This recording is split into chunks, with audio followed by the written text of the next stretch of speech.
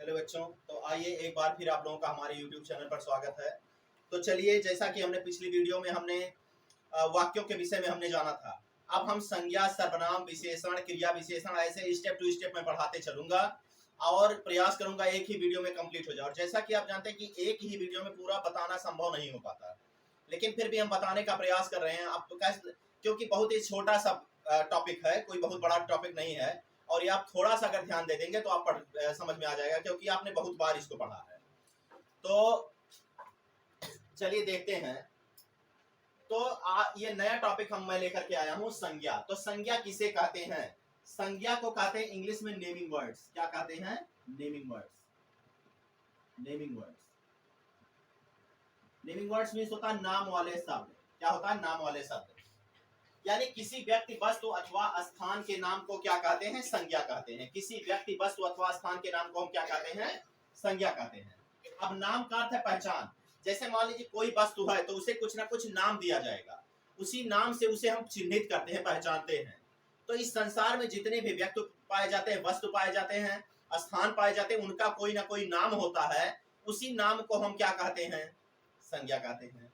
तो यहाँ परिभाषा लिखा है, जैसे हुआ राम, राम व्यक्ति हुआ, श्याम व्यक्ति हुआ, आगरा स्थान हुआ, किताब क्या हुआ? वस्तु हुआ। अब ये नाम दिया गया है, जो व्यक्ति है उसका नाम है राम, व्यक्ति का नाम है श्याम, स्थान का नाम है आगरा, और किताब जो है वो वस्तु का नाम है। तो किसी व्यक्ति, वस्तु अथवा स्थान या भाव के नाम को, जैसे मान लीजिए यही मैं लिख देता, भाव भी मैंने लिखा है, मान लीजिए लिख दिया होता प्रेम। तो भाव है, विचार है, और इस विचार को नाम दिया गया है। क्या नाम दिया गया है? प्रेम। तो किसी व्यक्ति, वस्तु, स्थान या भाव के नाम को हम क्या कहते हैं? संज्ञा कहते हैं। जैसा कि मैंने लिखा, नाम का अर्थ होता है पहचान, यानी नाम से ही पहचानते हैं। ठीक। अच्छा, जो संज्ञा के भेद होते हैं बेटा, दो आधारों पर संज्ञा के भेद बने रहते हैं। जैसा कि हमने वाक्य में भी हमने बताया था कि वाक्य के भेद भी दो आधारों पर बने रहते हैं। ठीक उसी प्रकार से जो संज्ञा के भेद होते हैं, दो आधारों पर बने होते हैं। पहला होता है उत्पत्ति के आधार पर संज्ञा के भेद, और दूसरा होता है प्रयोग के आधार पर संज्ञा के भेद। तो उत्पत्ति के आधार पर जो संज्ञा होता है, संज्ञा के तीन भेद होते हैं। पहला होता है व्यक्तिवाचक संज्ञा, दूसरा होता है जातिवाचक संज्ञा, और तीसरा होता है भाववाचक संज्ञा। पहला होता है व्यक्तिवाचक संज्ञा, दूसरा होता है जातिवाचक संज्ञा, और पहला होता है व्यक्तिवाचक संज्ञा, दूसरा होता है जातिवाचक संज्ञा, और तीसरा होता है भाववाचक संज्ञा। क्या होता है तीसरा? भाववाचक संज्ञा। समझिए जरा ध्यान से। अब व्यक्तिवाचक संज्ञा क्या होता है? तो जैसा कि नाम से ही स्पष्ट है, किसी व्यक्तिवाचक संज्ञा, किसी एक व्यक्ति, वस्तु अथवा स्थान विशेष का बोध कराने वाली संज्ञा को हम कौन सी संज्ञा कहते हैं? व्यक्तिवाचक संज्ञा। जैसे मान लीजिए लड़के लिख दिया, लड़के। अब लड़के तो बहुत सारे लड़के हैं ना, लेकिन इसी में हम लिख दिया राम, उसी में से छांट करके, तो राम कौन सी संज्ञा हो गया? व्यक्तिवाचक संज्ञा हो गया। यानी बहुत सारे में से जब एक विशेष की बात की जाती है तो उसे कौन सी संज्ञा कहते हैं? व्यक्तिवाचक संज्ञा। और हमने यहाँ लिखा है कि यह हमेशा एक वचन में पाया जाता है, अर्थात इसे बहुवचन में कभी भी बनाया नहीं जा सकता है। अगर इंग्लिश में बात करें तो इसे कहते हैं प्रॉपर नाउन। क्या कहते हैं? प्रॉपर नाउन कहते हैं। और प्रॉपर नाउन का पहला अक्षर हमेशा क्या पाया जाता है? कैपिटल पाया जाता है। क्या पाया जाता है? कैपिटल। जैसे मान लीजिए राम लिख रहा है तो राम का RAM, राम का पहला अक्षर क्या लिखेंगे? कैपिटल। क्या हो जाएगा? RAM, राम। अब देखिए पहला अक्षर कैपिटल है। फिलहाल यहाँ हिंदी पढ़ाया जा रहा है, लेकिन फिर भी मैं इंग्लिश भी बता रहा हूँ कि ऐसी संज्ञा जो किसी एक व्यक्ति, वस्तु या स्थान का बोध, स्थान विशेष का बोध कराती है, उसे कौन सी संज्ञा कहते हैं? व्यक्तिवाचक संज्ञा। और यह हमेशा एक वचन में पाया जाता है, इसे बहुवचन में कभी भी बनाया नहीं जा सकता। जैसे राम है तो राम एक वचन है, श्याम है, श्याम एक वचन है, इसे बहुवचन नहीं बनाया जा सकता। आगरा है तो आगरा ही रहेगा। महाभारत है तो महाभारत क्या नाम है? ग्रंथों, महाकाव्यों का नाम है, तो यह हमेशा किस वचन में पाया जाएगा? एक वचन में। और यह हमेशा इसका पहला अक्षर क्या पाया जाता है? कैपिटल। दूसरा आ जाते हैं, दूसरा होता है जातिवाचक संज्ञा। ऐसी संज्ञा जिसका नाम लेने से पूरी जाति का बोध हो, जातिवाचक संज्ञा कहलाती है। और जहां एक जैसे जितने भी हैं सबका बोध हो, वहां जातिवाचक संज्ञा होती है। यह एक वचन तथा बहुवचन दोनों में पाया जाता है। जैसे गाय हुआ, भैंस हुआ, किताब हुआ। अब यानी ऐसी संज्ञा जिसका नाम लेने से उसकी पूरी जाति का बोध हो, उसे कौन सी संज्ञा कहते हैं? जातिवाचक संज्ञा। और यह एक वचन बहुवचन दोनों में पाई जाती है। जैसे मान लीजिए किताब है तो किताब जब नाम लिया तो किताब पे सारी किताबें आ जाएंगी, चाहे वो ग्रंथ हो, चाहे न्यूज़पेपर, सॉरी, चाहे कोई एकेडमिक की बुक हो, चाहे किसी कंपटीशन की बुक हो, सारी किताबें उसमें आ जाएंगी। बात समझ में आ रहा है? जैसे गाय लिया तो गाय में सारी गायें आ जाएंगी, तमाम गायें होती, तमाम विविध प्रकार की गायें होती हैं। कुर्सी हुआ तो कुर्सियां भी अनेक प्रकार की होती हैं।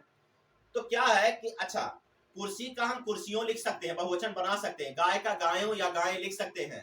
बात समझ में आ रहा है? लड़का का लड़के लिख सकते हैं, लड़की का लड़कियों लिख सकते हैं।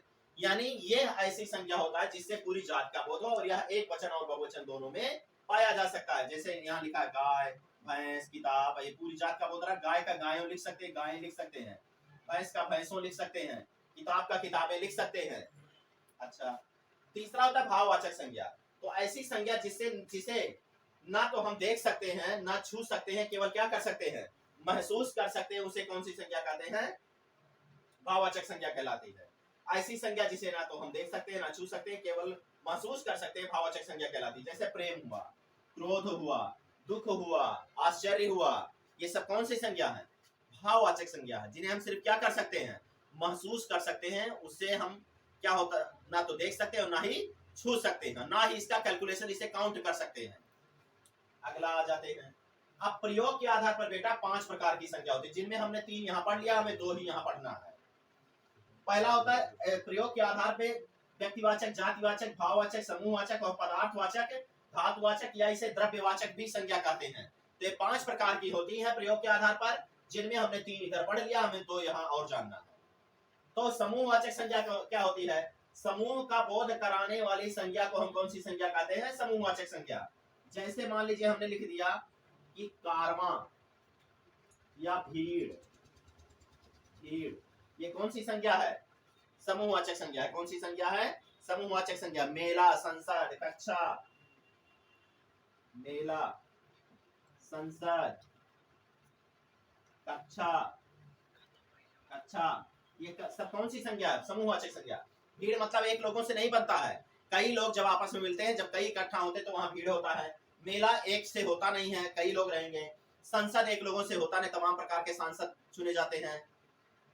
कक्षा एक लोगों से बनती नहीं। इसका मतलब ऐसी संज्ञा जो समूह का बोध कराती है, उसे कौन सी संज्ञा कहते हैं? समूहवाचक संज्ञा।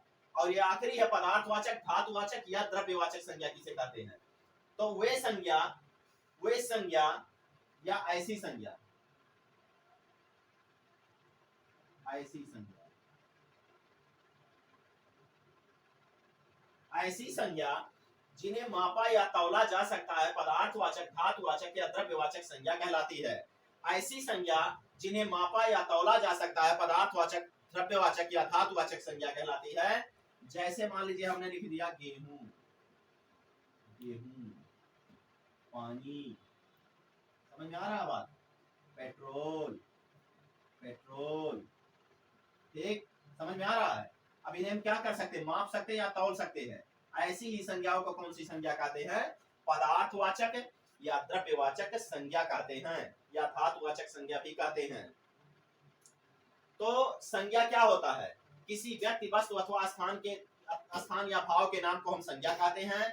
नाम का अर्थ होता है पहचान, यानी पहचान, नाम से ही हम क्या करते हैं? इन्हें पहचानते हैं। अच्छा, संज्ञा के जो भेद बनते हैं 2 आधारों पर बनते हैं। एक होता है उत्पत्ति के आधार पर और दूसरा होता है प्रयोग के आधार पर। उत्पत्ति के आधार पर 3 प्रकार की संज्ञा होती है। एक होता है व्यक्तिवाचक संज्ञा, दूसरा होता है जातिवाचक संज्ञा और तीसरा होता है भाववाचक संज्ञा। लेकिन प्रयोग के आधार पर 5 प्रकार की संज्ञा होती है। यहाँ तीसरा यहाँ लिख देते हैं, चौथा यहाँ हो गया और 5वां ये हो गया। यानी 5 प्रकार की संज्ञा होती है। पहला होता है व्यक्तिवाचक संज्ञा, दूसरा होता है जातिवाचक संज्ञा, तीसरा होता है भाववाचक संज्ञा, चौथा होता है समूहवाचक संज्ञा और 5वां होता है पदार्थवाचक, धातुवाचक संज्ञा या द्रव्यवाचक संज्ञा भी कहते हैं। कौन सी संज्ञा कहते हैं? पदार्थवाचक, धातुवाचक या द्रव्यवाचक संज्ञा भी कहते हैं। नाम लिख दे रहे, पीछे लिख दे रहे हैं। तीसरा है कौन सी संज्ञा? भाववाचक संज्ञा। चौथा कौन सा है? समूहवाचक संज्ञा। और 5वां कौन सा है? पदार्थवाचक या धातुवाचक संज्ञा।